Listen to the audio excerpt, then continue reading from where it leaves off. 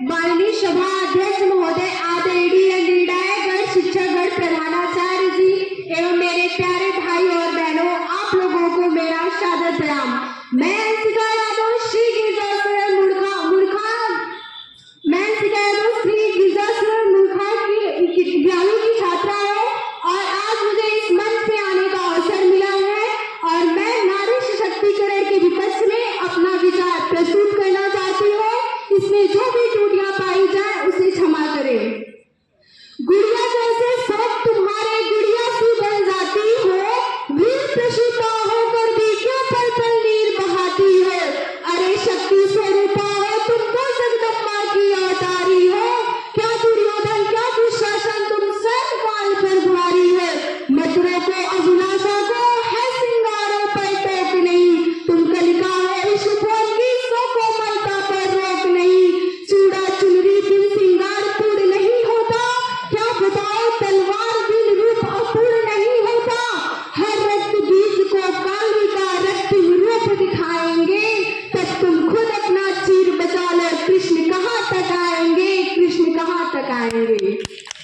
महोदय, नई नीतियां बनती गए, नए अधिकार मिलते गए, नारी के जीवन पथ पर रंग बिरंगे फूल खिलते गए, पर उन रंग बिरंगे फूलों में कांटे अभी भी शेष है। नारी सशक्तिकरण मात्र दावा कंगाल और अवशेष है। दोस्तों, संघर्ष का एक लंबा सफर तय करने के बाद भी दूर है मंजिल नारी का और आज हमारे देश में महिला दिवस मनाए जाते हैं, आरक्षण किए जाते हैं। लेकिन मैं आपसे पूछती हूँ कि क्या 33% आरक्षण देकर महिला सशक्तिकरण संभव है?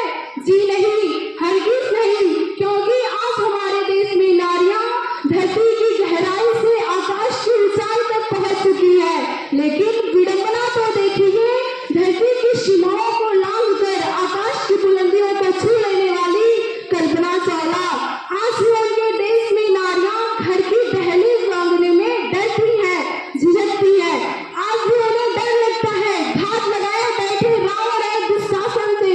आज उन्हें डर लगता है जुए में सौदाबाजी करने वाले ठेकेदारों से और आज उन्हें डर लगता है उनकी पवित्रता पर सवाल करने वाले धर्मराजों से। दोस्तों, महात्मा गांधी ने कहा था कि मैं उस दिन भारत को सही मायने में स्वतंत्र मानूंगा जिस दिन इस देश की नारी आधी रात को भी बाहर सुरक्षित निकल सकेगी।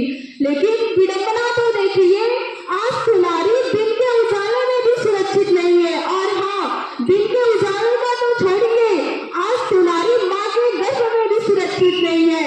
महोदय, जब हमारा देश कम पढ़ा लिखा था तब नारियों को गर्भ में ही मार दिया जाता था।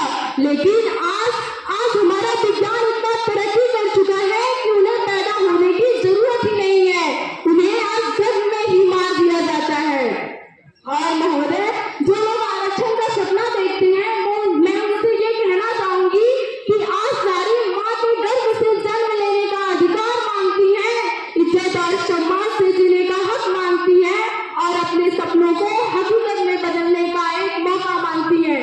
और आज हमारे देश में बेटी बचाओ बेटी पढ़ाओ का नारा गूंज रहा है, लेकिन वास्तव में ये नारी कहाँ है? सरकारी दफ्तरों के फाइलों में आज हर एक शख्स कहता है कि बेटियों को पढ़ाया जाए, लेकिन वास्तव में ये कहाँ है? टेलीविजन के पर्दों पर आज हर एक लड़की सपना देखती है कि वो IAS ऑफिसर बने, कल्पना चावला बने, इंदिरा गांधी बने। मेरे पश्चिमी वर्ग ने सही सुना, लेकिन मैं आपसे पूछती हूँ कि आखिर वो बन क्यों नहीं पाती? आज हमारे देश में कितनी इंदिरा गांधी, कितनी कल्पना चावला है, क्योंकि कुछ बातें कहने से बात नहीं हो जाती, उन बातों को व्यवहार में लागू करना पड़ता है, तब जाकर विकास होता है। और आज हमारे पश्चिमी वर्ग कहते हैं कि महिलाएं सशक्त है, आजाद है। हाँ, आज महिलाएं सशक्त है, आजाद है, पर बातों में, वास्तव में नहीं। क्योंकि मुझे आज भी ऐसा लगता है कि आवाजों के शोर में कुछ आवाजें दबी सी नजर आती हैं, इस बढ़ती बढ़ती भीड़ में नारियां थमी सी नजर आती हैं।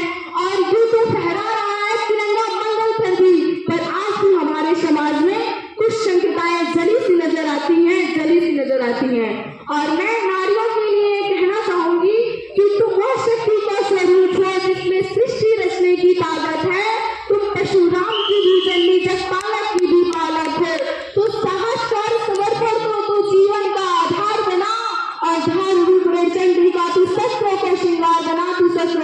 विचार बना। और लास्ट में मैं 2 पंक्तियां कहना चाहूंगी कि सीढ़ियां उन्हें मुबारक हो जिन्हें छत तक जाना है, हमारी मंजिल तो आसमान है, रास्ता हमें खुद बनाना है, रास्ता हमें खुद बनाना है। मैं अपने वाणियों को विराम देती हूँ। धन्यवाद। जय हिंद, जय भारत।